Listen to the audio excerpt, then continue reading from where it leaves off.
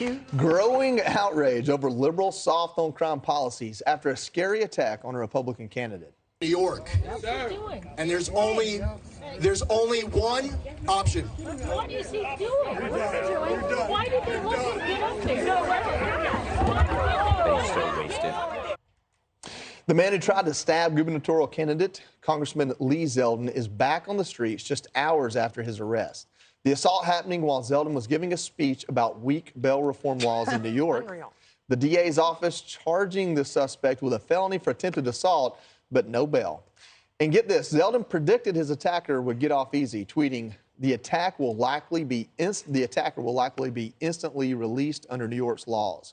Congressman Zeldin going after the liberal laws in an interview you can catch tonight on Hannity, right here on Fox. You have a person who is saying, you're done. He repeated that. He's lunging at me with this weapon with the two daggers coming out of it, similar to brass knuckles. He is charged with a violent felony, and he is instantly released back on the street because of New York's cashless bail laws. I saw it coming. I wish it wasn't this way, and we keep hearing too many of these stories. Judge, why should this man be back on the street? Why is he back on the street? Because the law allows for him to be back on the street. And the amazing part of this is good old Governor Hochul, the accidental governor who got there because the guy before was corrupt, the Democrat governor, that is.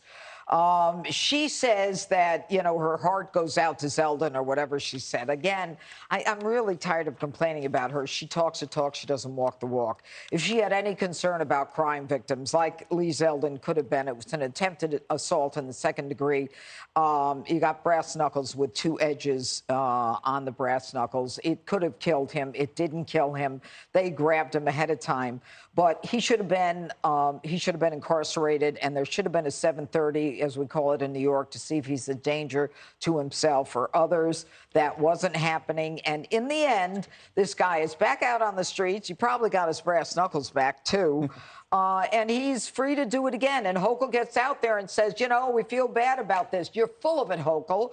You're a hypocrite because you will not allow for the legislature to get a bill and put it on your desk to change cashless bail so we can make an assessment of bail, which is in the Constitution. We didn't make this stuff up.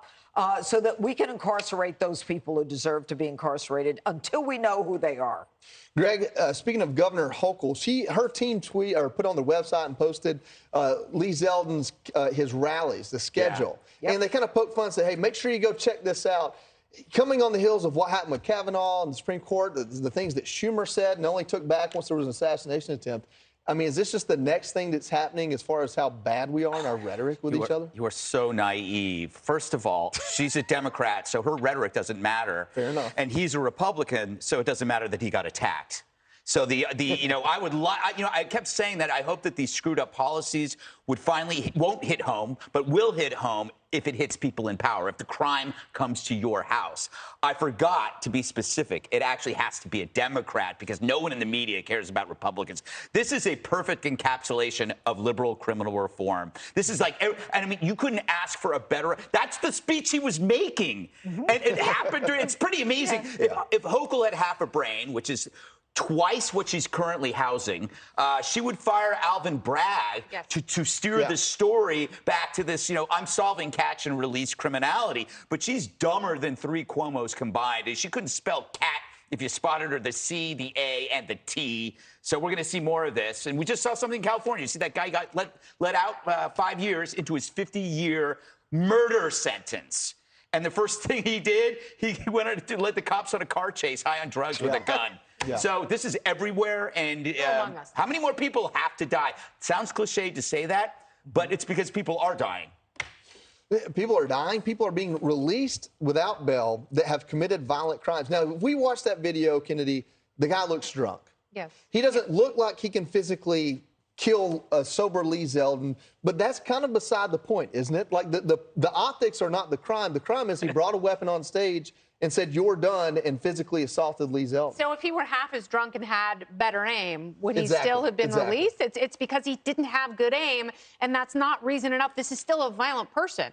You know, intent should mean something. And when you're lunging at someone with a double blade saying you're done, you're done, you're done, clearly the intent is not a high five. This is not Dusty Baker.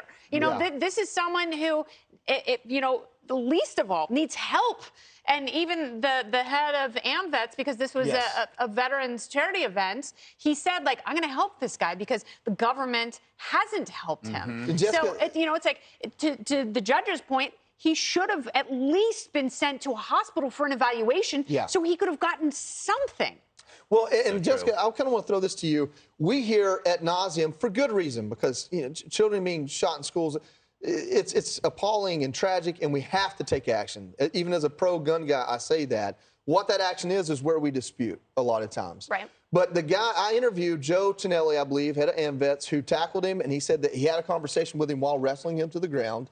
And what he learned was he was probably a vet and is probably having a mental health crisis. Yeah. And this is just the next thing that's happened, that mental health is a part of that. When do we start saying, hey, it doesn't have to end in tragedy to still be something that we need to take action on? And is letting someone out of the jail, is there no mechanism to say, hey, you're having a mental crisis, let's at least quarantine you and figure this out?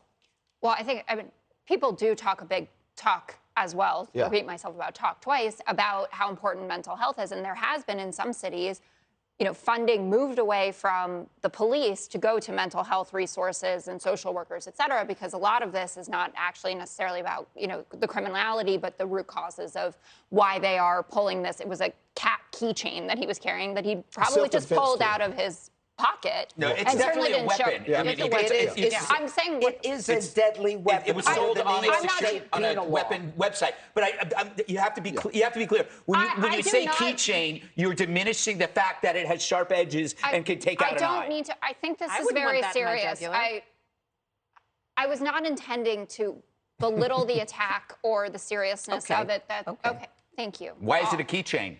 Let her, well, because it she is a already keychain. said it. Let her go. No, I'm not, Judge. You're not? All right. Anyway, there should just be more attention on all of these things. There has to be a reevaluation of what qualifies as nonviolent, because that actually is violent, right? I mean, it was in slow-mo because he was drunk, but it was violent. And, you know, obviously I'm not a lawyer and I'm not a judge, but it seems like we should have a full-scale reevaluation of every piece of this puzzle, because I can guarantee that 90% of the horrible things that we see in our city here in New York, you see in Los Angeles, San Francisco, Chicago, et cetera, has a mental health root cause.